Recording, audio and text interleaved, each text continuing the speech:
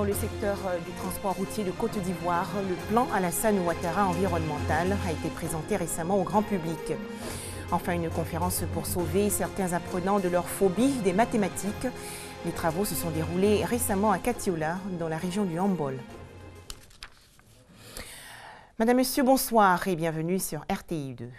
Je vous l'annonçais dans les titres, la Côte d'Ivoire va bientôt réorganiser et moderniser son secteur du transport. En effet, un programme dénommé Plan Alassane Ouattara environnemental du transport routier a été présenté et élaboré.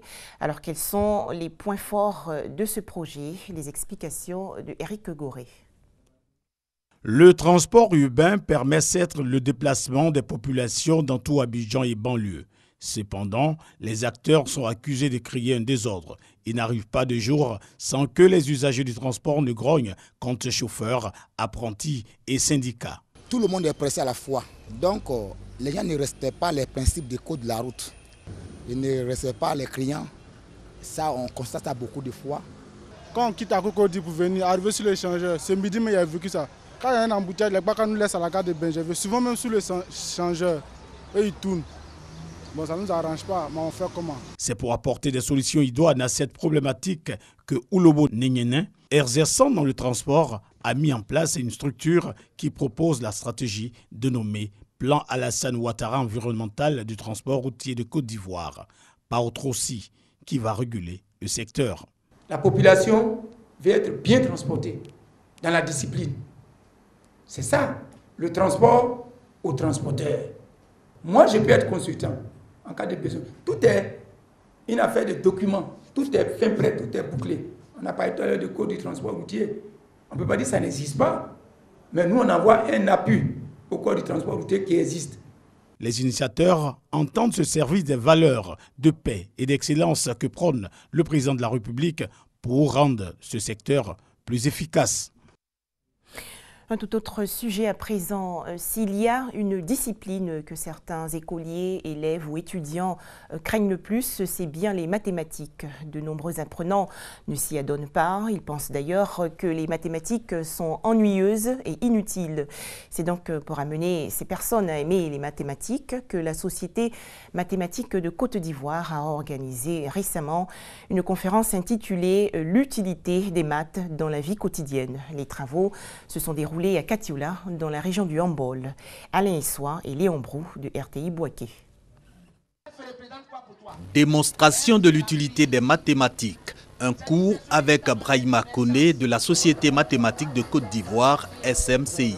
Pour lui, les mathématiques sont partout, dans les finances, les arts, l'architecture et même le ménage. Nous-mêmes, notre constitution est une constitution symétrique par rapport à la verticale. Nous avons 2 pieds, 2 bras et que disent les autres aussi en 2, en parité, pour seulement dire un seul mot. Ça veut dire que nous avons été conçus d'une certaine manière.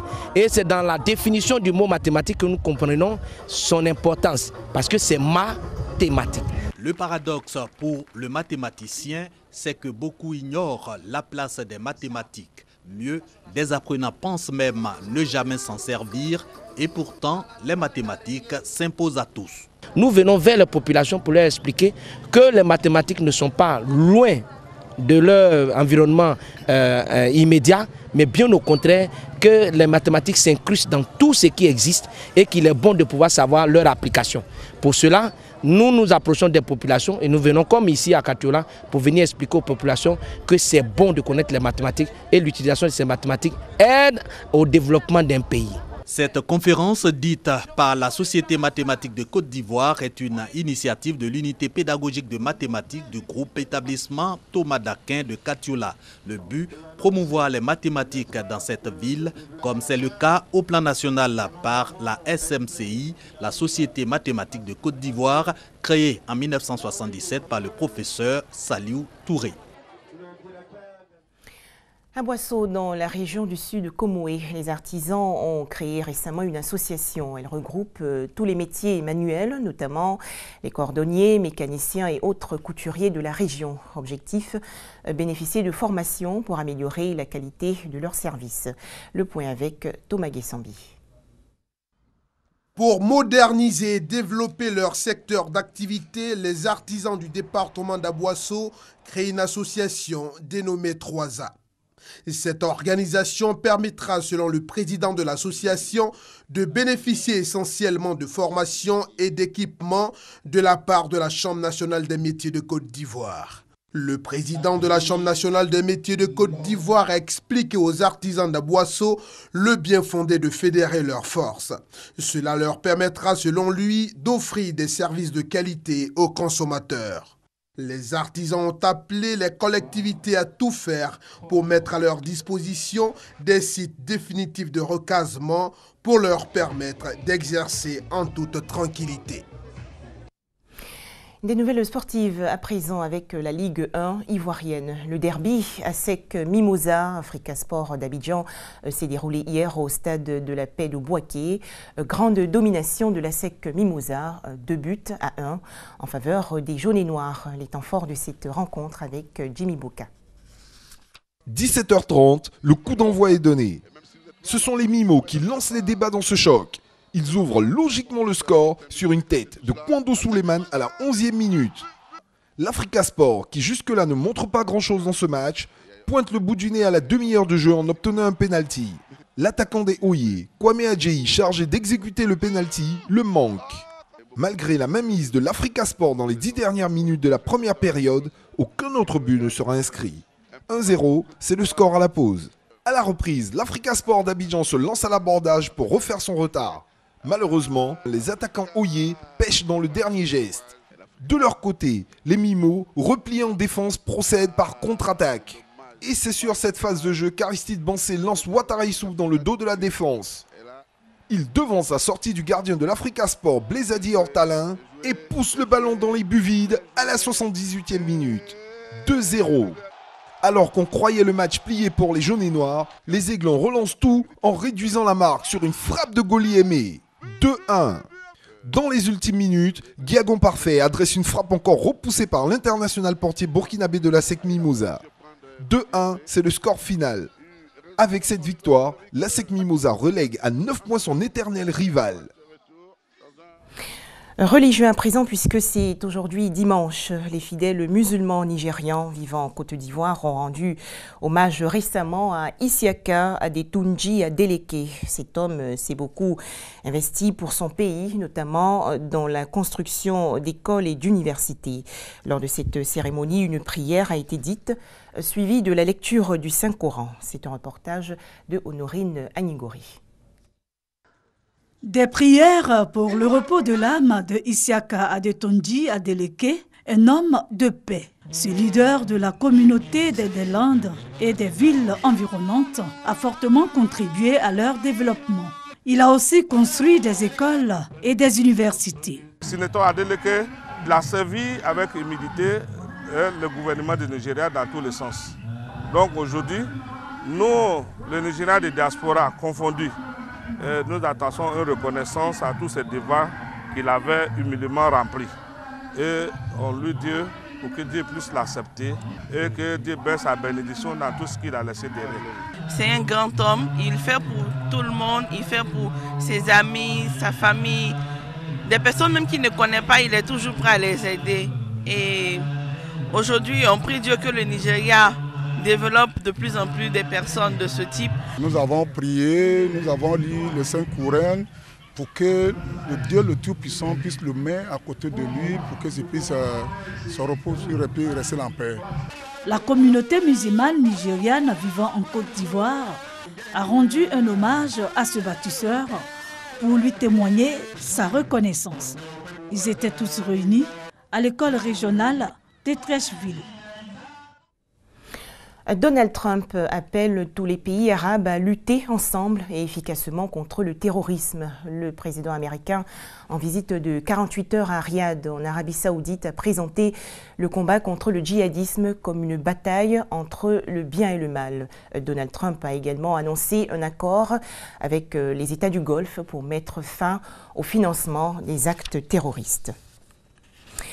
Direction maintenant l'île de Corse, en mer Méditerranée, pour découvrir le sentier de grande randonnée 20 ou le GR20. Cette route qui traverse la Corse du nord au sud est le chemin le plus recherché des amateurs de grande randonnée.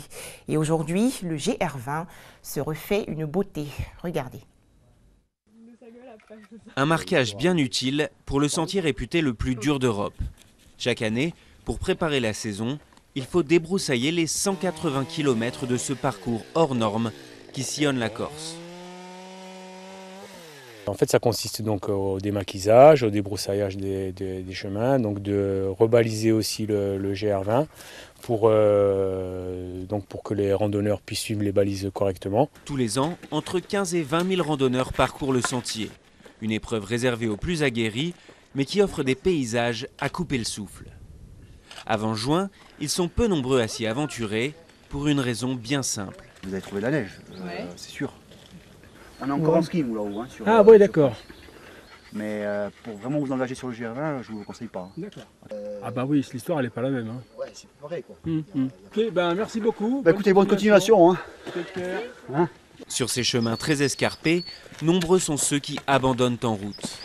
En 2015, 6 randonneurs français et 1 Belge sont morts, emportés par un glissement de terrain causé par un orage.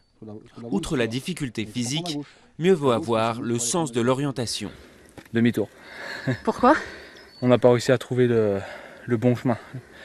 Le chemin orange, quoi, mais c'est pas grave, on a vu du paysage. L'année prochaine, le parc entamera la modernisation des refuges, qui ne sont pas équipés d'eau chaude actuellement. Mais pour un GR20 tout confort, il faudra patienter. Chaque année, un seul des 15 refuges sera rénové.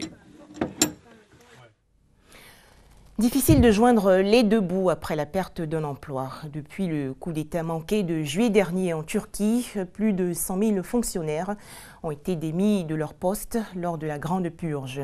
Accusés de lien avec une entreprise terroriste, ils se retrouvent sans travail du jour au lendemain. En cuisine pour préparer les mezzés ou en salle pour servir les clients. Selma et Serap ont ouvert leur petite affaire mi-mars à Diyarbakır. Pas par envie, mais parce qu'elles n'ont pas eu le choix. Un matin, Selma, infirmière, et Serap, agent administratif, ont été licenciés.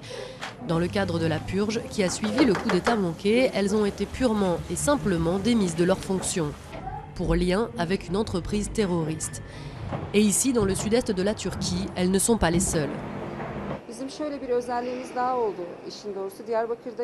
Nous avons une particularité à Diyarbakır, c'est que plus de 2000 fonctionnaires ont perdu leur emploi. Beaucoup de gens se demandent quoi faire. Le marché n'est pas bon, la situation économique de la Turquie est mauvaise. À cela, vous ajoutez 2000 personnes de plus sur le marché du travail. Il n'y a pas vraiment d'autre solution pour nous que de vendre ce que nous produisons. Comme elle, plus de 100 000 fonctionnaires ont été limogés en Turquie dans le cadre de l'état d'urgence depuis juillet dernier. Et 47 000 autres personnes ont été arrêtées. Cela signifie des familles entières sans revenus et sans autre possibilité que se débrouiller, même si certains syndicats organisent de l'aide à petite échelle. Les fonctionnaires membres du syndicat, même si ce n'est pas grand-chose, on essaie de les aider en récoltant de l'argent chaque mois. Même si c'est peu, on essaie de leur assurer un revenu minimum mensuel. Mais pour la majorité des fonctionnaires, il a fallu chercher des idées, parfois à 1000 lieues du travail qu'ils ont perdu.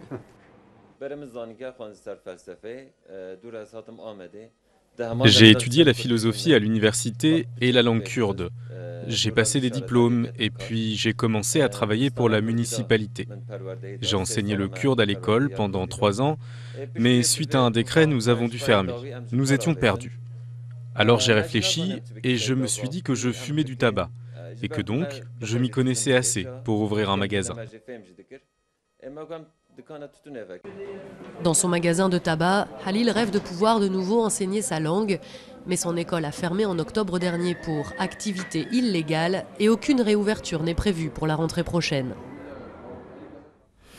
Pour terminer, ce fait insolite au Japon où les entreprises permettent à leurs employés d'emmener leurs chats au bureau. Objectif, améliorer la productivité des salariés. Certaines structures vont même jusqu'à offrir une prime à ceux qui ramènent leurs félins. Voilà, excellent début de semaine à tous sur RTI2.